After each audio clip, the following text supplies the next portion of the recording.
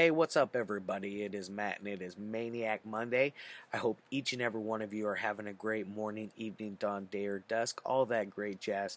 I do hope all of you guys had a great weekend and you guys are sticking through everything. And I noticed a lot of, well, we all noticed. All the word around the campfire is a lot of stuff opening back up from the old COVID 19 whatever blah blah blah crap that is. I mean, I know what it is. I'm just over it and annoyed. I've gone long enough without talking about it.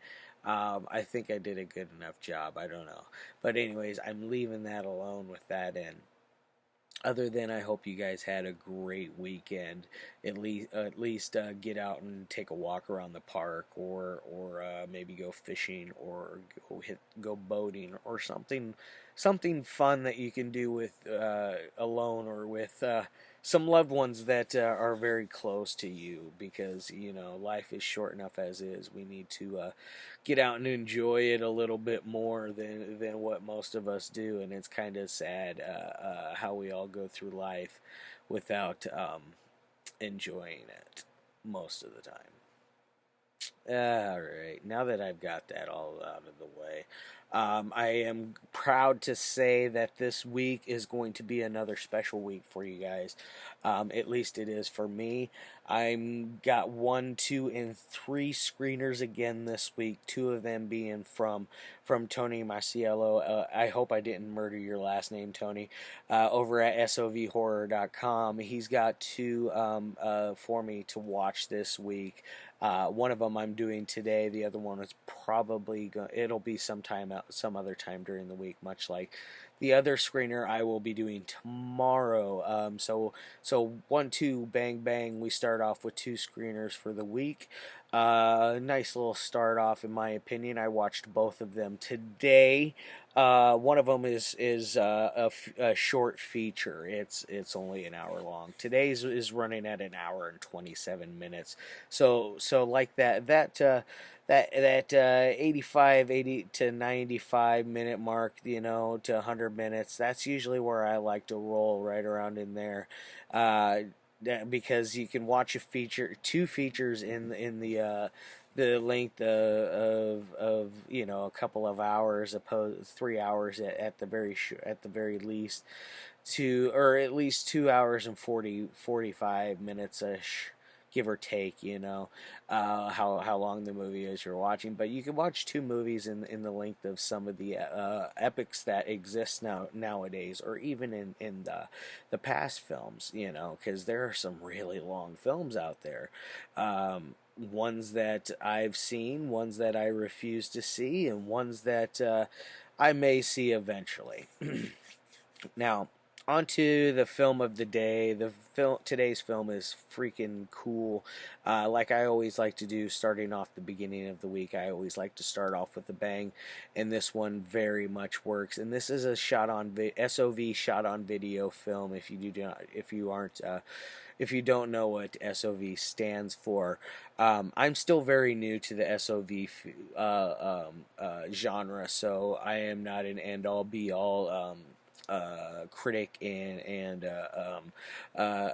I guess an overall not a genius, but somebody who's completely knowledgeable of that subgenre of the film. I do know my good buddy Jonathan Knight. He is a guru when it comes to SOV films, and I always look forward to see what SOV things he's got going on. Next week, if stuff gets in on time, I'm planning on doing a full week of SOVs next week. If things work out just right, it's just depending on the mail.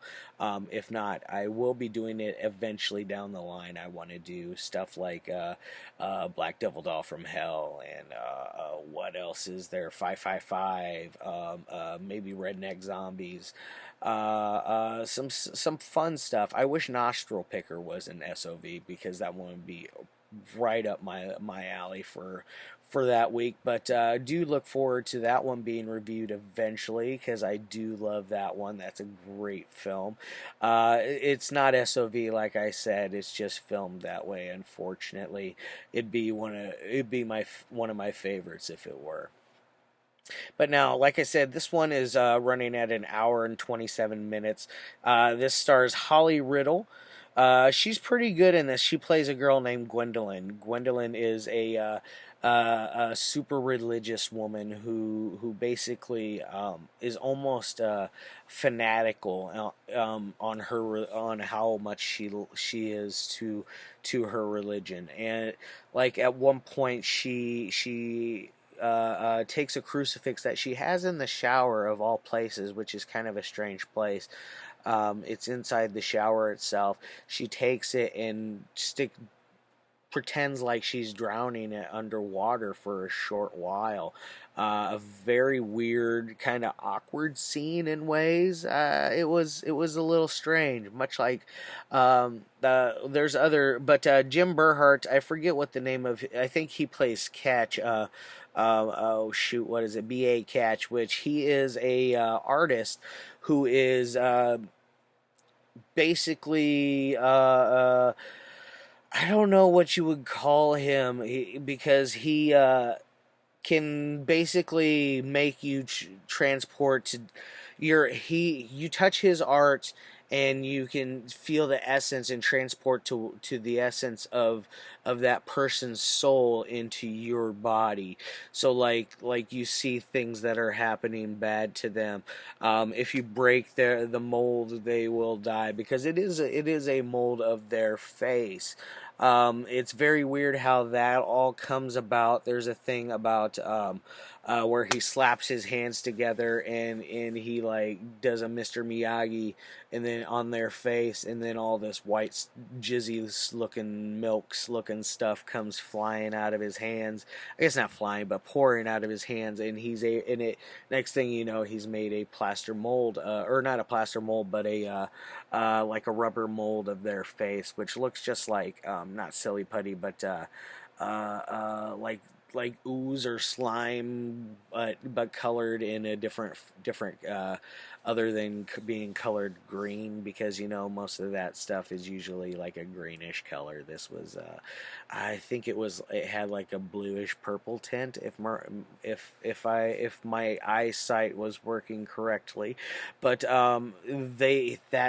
he places that on a mold of that person's face that he's already made, and it creates, like I said, it locks their soul into the sculpture, and the person that gets a hold of it can essentially control that person's fate and their outcome. It's pretty creepy, done very well. And by the way, the name of this is Spirit Gallery. If you haven't noticed, Spirit Gallery, it was a shot on video film from 1995, so it goes back a few years. I was 15 years old. I was a little teeny bopper, a little punk teenager. So I missed out on this. I never seen or heard of this, and I knew about it a couple of years ago is when I first started hearing about it. It's when I first started getting I just kind of took little bites, little bits and pieces of the SOV community, and was just kind of like checking things out with like Cannibal Campout, Video Violence, 555. Those were ones that I saw when I was much younger, or a few years back. That's really got me into the SOV subgenre. Oh, and this is also starring Leonard, Parnell, Gilbert, Pickett, and Neil Schwartz, and this is directed by John Strysik. I'm sorry if I murdered your name horribly there, sir. John, you did a great job with this film. If I doubt you ever see this, but if you ever do, you did a pretty top notch job with what you have going on here, because the budget, it doesn't seem, it seems bigger than probably what it was. Like, it seems like a large scale production, because there's great usage of scenery going on in here. The acting is it's okay, it's nothing that's gonna like rattle you to the core and really grab you by your spirit, your soul, and just enthrall you into that degree that their acting is that good. Because do not, like most of my films, don't go into them thinking you're gonna get like your Al Pacinos, your Bobby De Niro's, your Meryl Streeps, and your DiCaprios, your Leos. Don't come in here expecting those films, because that's not how I roll. There are ones that landed early in their careers. They landed stuff that I will probably like talk about. Like, we got oh shoot, Mila Kunis with Piranha, the '90s Piranha remake. I'd bring that one up, and normally she's somebody I wouldn't talk about. I don't know if I ever want to do the movie Clown House that has Sam Rockwell in it. If you guys know anything about that, that's a pretty rough subject, so I don't think I'll ever review that one, even though it really is a good film. But anyways, so back to this thing. When he makes this original sculptures, their body alters. It becomes something different. They start to melt away in essence. And she is his muse basically for this thing, and she gets all these nasty bloody pustules all over her body that are really gnarly and look cool. I mean, that's one thing that is awesome about this. This has amazing special effects. So when you go into this, do look for that. There is some cool gore gags that happen in here, and like I said, you get some weird body horror that works really well. If you guys are into the body horror subgenre, this is definitely got your stuff at the end. That's where you're going to get some beautiful